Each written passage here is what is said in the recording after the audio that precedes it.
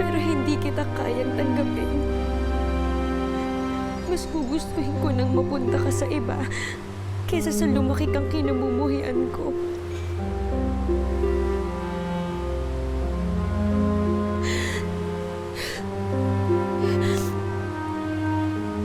Paalam, Luna. Bitawan mo na ako.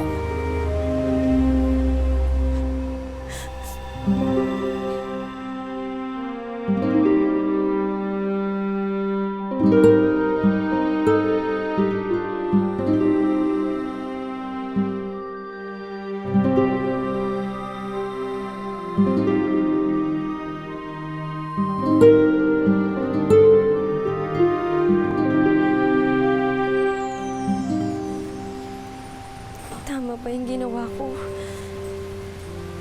Para na lang yung magiging buhay ni Luna. Sino na lang yung kukukup sa kanya?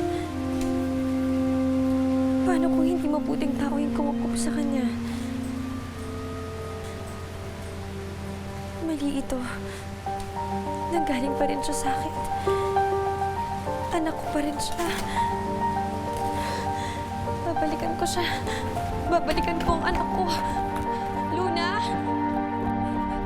Luna, andito na si Nanay. Luna? Luna? Nasaan ang anak ko? Iniwan ko lang siya dito. Bakit siya nawala? Po?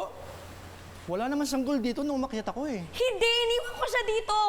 Sino kumuha sa kanya? Bakit nawala siya agad?